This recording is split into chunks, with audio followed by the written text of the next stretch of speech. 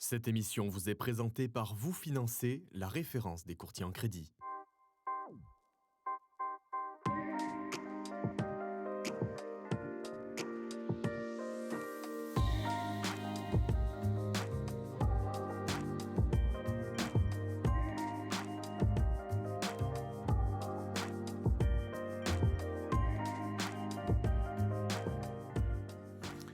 Bonjour à tous, très heureux de vous retrouver dans notre rendez-vous hebdomadaire, toutes les semaines, de conseils, de bonnes opportunités sur le secteur de l'immobilier. L'immobilier, évidemment, dans ces moments de confusion et de difficulté, qui demeure un placement de référence. Pour en parler aujourd'hui, Benjamin Mondou, le président de Century 21 Lafarge. Bonjour Benjamin. Bonjour Eric. Soyez le bienvenu. On va parler de beaucoup de choses, parce que dans une agence comme la vôtre, on est aussi bien capable de vendre un bien à 100 000 euros que d'en vendre un à 20 ou 25 millions d'euros.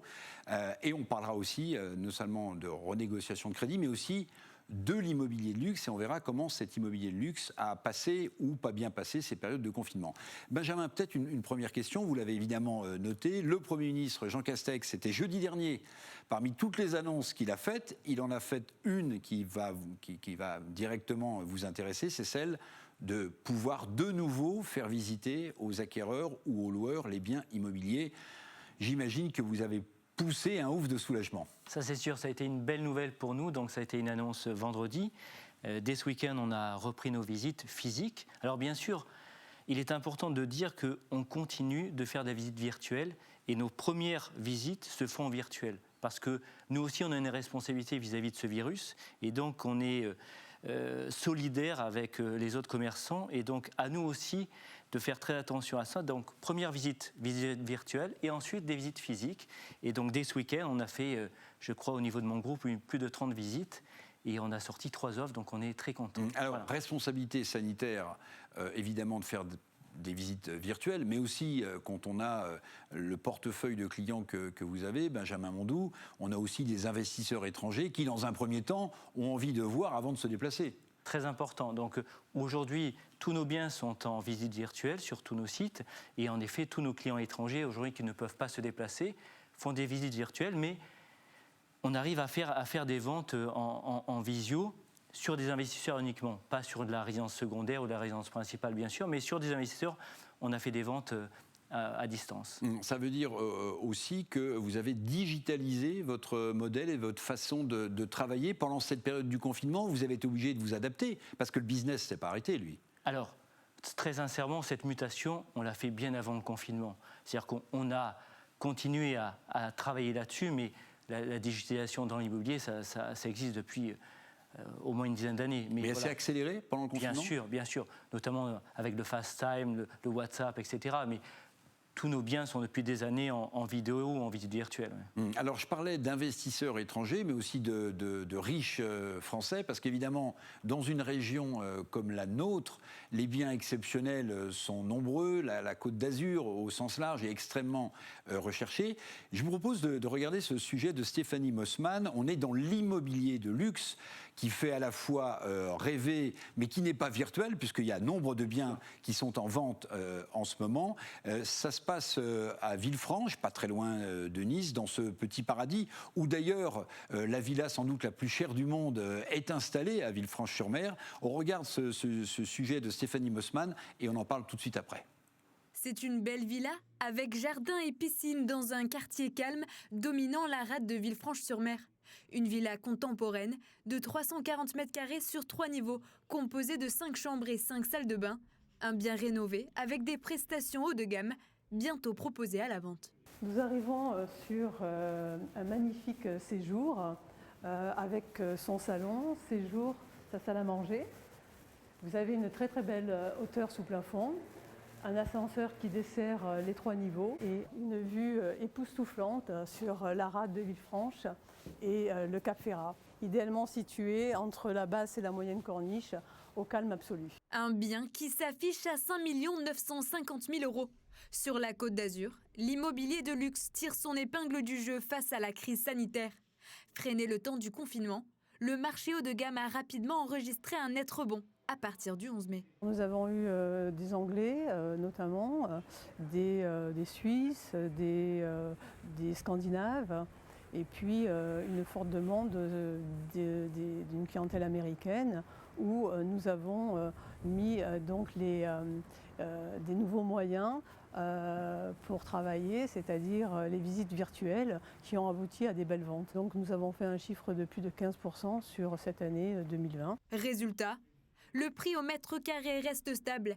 Il est même légèrement en hausse.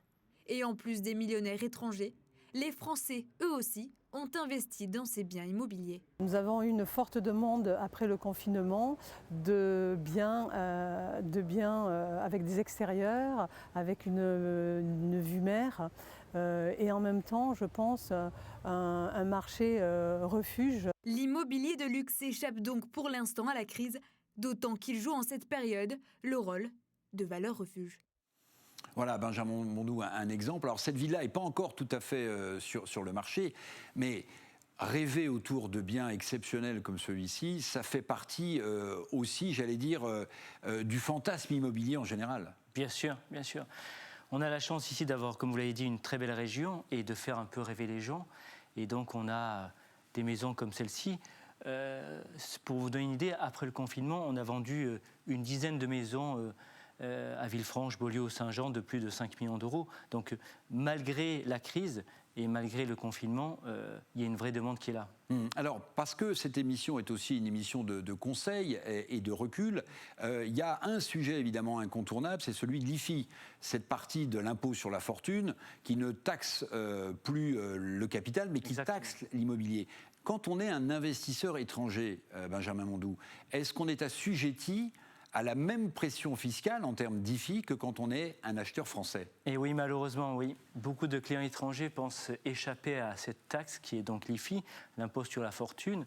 Et malheureusement, toute personne qui a un bien, un patrimoine de plus d'1,3 million en France est assujettie donc à cet impôt. Alors, petite question. Donc c'est un vrai frein, pardon. Oui, qui est un vrai frein. Pour nos clients. Hein. Oui, bien sûr. Mais petite question qui me taraude. Il y a évidemment nombre de célébrités qui sont installées dans ces lieux paradisiaques que sont Saint-Jean-Cap-Ferrat, Beaulieu, Villefranche, Nice, etc.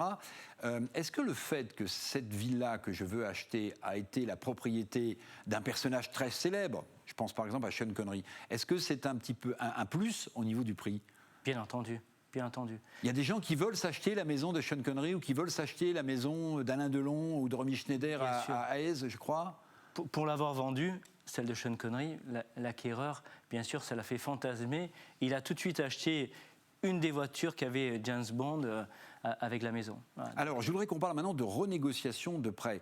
Parce que ce qu'il faut savoir, c'est qu'en avril 2020, c'est-à-dire tout de suite après le confinement, 47%, on a vu une augmentation de 47% des gens qui voulaient renégocier leurs prêts par rapport à avril 2019. Ce sont les chiffres, Benjamin Mondou, officiels de la Banque de France. Et on va demander à Ludovic Clérimat, de la rédaction de Mieux vivre votre argent, d'éclairer ce point très important.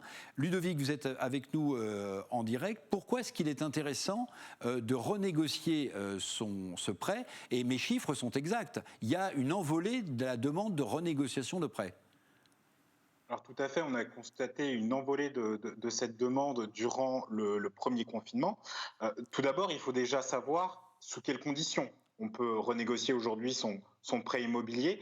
Pour ce faire, il faut que votre taux de prêt immobilier soit supérieur de 0,7% par rapport au taux moyen desservi actuellement par les banques. Et il vous faut également avoir un capital restant dû au moins équivalent à 70 000 euros. Alors, qu'est-ce que ça veut dire? Tout simplement, si aujourd'hui, on sait aujourd'hui que les taux de crédit immobilier moyens sont à peu près de 1,21%. Si aujourd'hui, votre prêt immobilier, le taux de votre prêt immobilier est supérieur ou égal à 1,9% et que vous avez plus de 70 000 euros de capital restant dû, eh bien vous avez tout intérêt à aller voir votre banquier pour faire des économies. C'est très important car c'est une opération qui n'est pas sans conséquences. Oui. Il va falloir prendre en compte diverses dépenses. Oui. Ludovic, prenons un cas précis pour bien qu'on comprenne ceux qui nous suivent. Prenons par exemple un capital de 300 000 euros avec un taux peut-être de 2,45% en 2016. Qu'est-ce que je peux espérer si je vais renégocier auprès de ma banque? Si vous allez renégocier auprès de votre banque dans cette situation-là, ça veut dire que vous êtes à peu près à 1 428 € de mensualité à rembourser. Vous aurez 2 options. La première, ça va être de réduire la durée de votre emprunt. Vous allez par exemple la faire passer à, je ne sais pas moi, 18 ans au lieu de 25. Et du coup, vous allez pouvoir faire une économie totale sur le coût du crédit d'environ 34 000 €.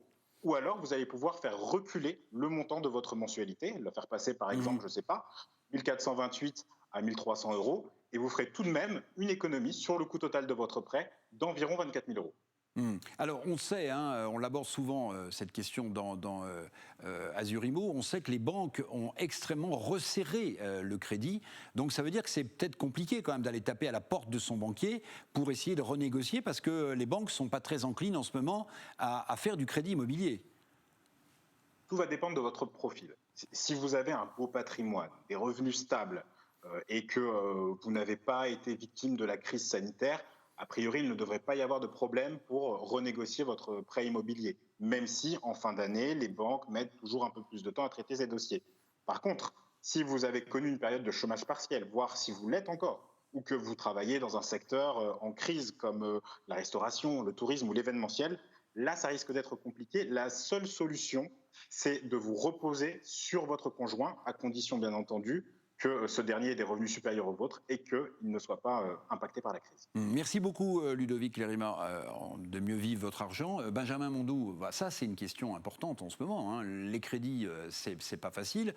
Et vous, chez Century 21 Lafarge, vous vendez aussi bien des villas à 5 à 20 millions d'euros que des biens à 100 000 €. Est-ce que vous avez constaté cette difficulté en ce moment d'obtenir un crédit, quel que soit le... Alors peut-être pas quand on achète à 5 millions parce qu'on a les moyens, mais quand on achète un bien à 300 000 €. Alors, je dirais que d'abord, on s'appuie sur des courtiers qui sont partenaires de Century 21, qui sont vous financés. Et grâce à eux, on arrive à trouver un panel de banques et donc forcément de trouver la banque qui correspond au profil de nos acquéreurs. Ça, c'est très important. Mais je veux dire que malgré tout, les banquiers jouent le jeu aujourd'hui et nous aident à tenir ce marché de l'immobilier et donc à financer nos clients. Donc je suis plutôt positif sur les mois à venir sur les crédits immobiliers. Devant la volatilité des marchés financiers, devant la difficulté à se projeter, le placement immobilier demeure aujourd'hui un placement refuge ? Clairement, aujourd'hui, si vous souhaitez investir dans l'immobilier, on peut vous donner un rendement de 5%, que ce soit sur l'habitation ou même sur des murs commerciaux. Vous empruntez aujourd'hui à moins d'1%, donc ça reste un très très bon placement. Et un placement, j'allais dire, de bon père de famille. Merci beaucoup Benjamin Mondou, président de Century 21 Lafarge. Quant à nous, on se donne rendez-vous la semaine prochaine pour de nouvelles aventures immobilières avec plein de conseils. À bientôt. Cette émission vous a été présentée par Vous Financer, la référence des courtiers en crédit.